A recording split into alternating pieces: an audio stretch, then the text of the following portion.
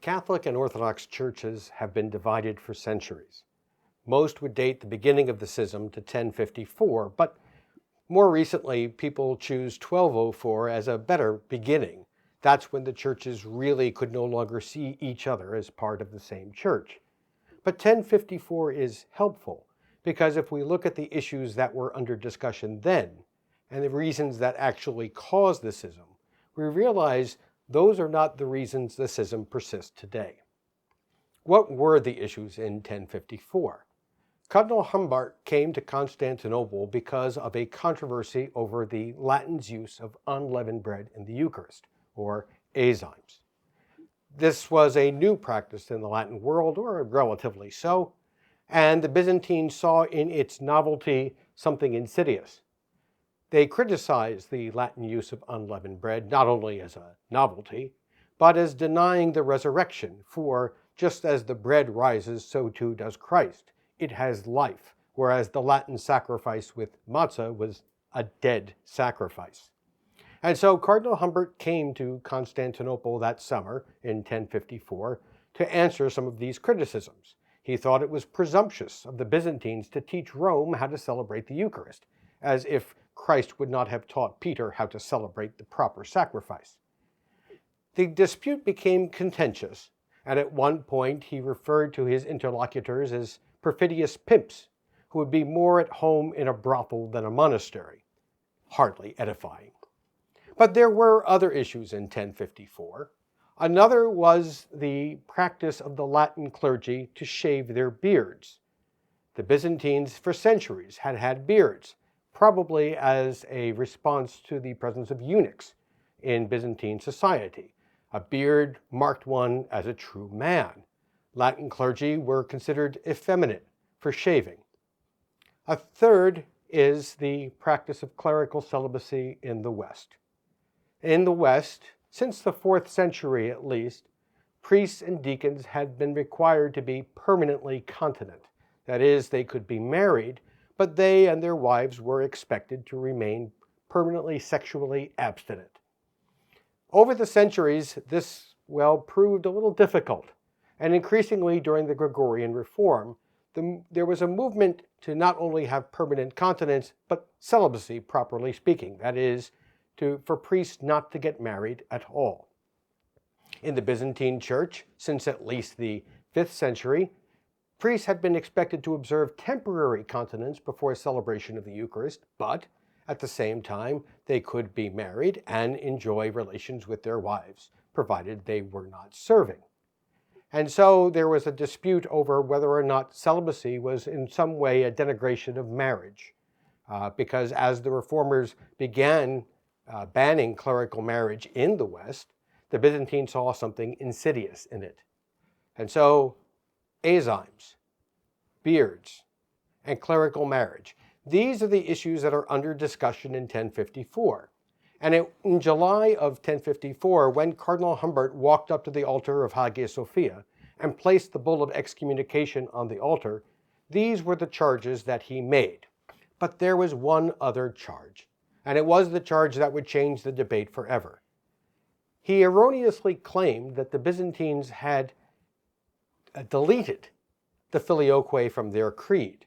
When Patriarch Michael Carullius read this, he went, apoplectic. And the attack on the filioque as the chief Latin heresy had begun. He didn't forget the other issues. He didn't forget the enzymes, the beards, and the clerical marriage. But at the same time, the ground had shifted from these relatively minor issues to something genuinely theological, something genuinely serious. And so the debate from 1054 through to the 20th century focused largely on the filioque. But there was one issue that was not under dispute in 1054. Interestingly enough, at no point in Humbert's excommunication of Carullius or Carullius's against Humbert was the papacy or the primacy of Rome ever mentioned. It was not for another few decades before the Byzantines began to attack the primacy of Rome and the theological underpinnings of it in Latin literature since the time of the Gregorian Reform. In a sense, The two issues that today we regard as the most serious issues were in a sense created later. They did not cause the schism, even if they are now the reason for it. This brings us to the 20th and 21st centuries.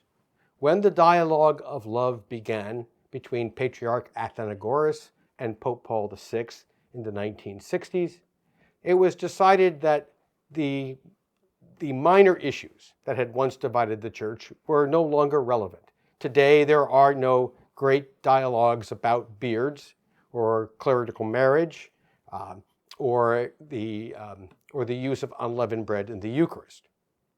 Today, the filioque and the primacy are the sole issues. In 1995, the Vatican issued a clarification on the filioque, going a long way in a sense responding to Orthodox critiques, using the hermeneutic of Maximus the Confessor as kind of the chief lens. The idea that there was a difference between the procession, ek peruisthai, of the Spirit from the Father, and the proenai, or progression from the Father through the Son. The Latin processio did not necessarily capture that difference, and Rome recognized that. This is an important admission on the part of the Church of Rome. The problem remains, for the Orthodox, the continued presence of the filioque in the Creed. Until the filioque is gone, it may be hard for the Orthodox to talk about the theology behind it and to recognize the legitimate place that the filioque can in fact play. The role of the Bishop of Rome remains the biggest problem in the Catholic-Orthodox dialogue. Great advances have been made at Ravenna, Chieti, Alexandria, in looking at the role of the Bishop of Rome in the first millennium, and using that as a basis for understanding the role the Bishop of Rome can play in a future church. Unfortunately, these advances are not necessarily accepted by all of the Orthodox world, which leads perhaps to the single biggest problem in Catholic-Orthodox relations today, that we're trying to solve a schism while we're in the middle of a schism. It is very difficult for the Orthodox to speak with one voice with their Catholic interlocutors, because many of the great strides that are being made in the ecumenical movement are not accepted by all parts of the Orthodox world. There's a famous quote by Henry Kissinger, and he said, "Who do I call when I want to call Europe?" The same could be said of Orthodoxy. Who do I call when I want to talk to the Orthodox? And until the Orthodox can present a unified voice in conversation with the Roman Catholic Church, it may be very difficult to make progress on this issue. That said, there is still room for hope.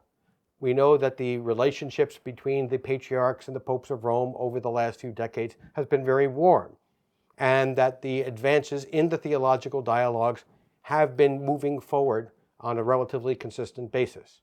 But we can only hope and pray for the time when, as was dreamed of years ago, both Catholic and Orthodox can approach the same altar and receive Eucharist together. Thank you.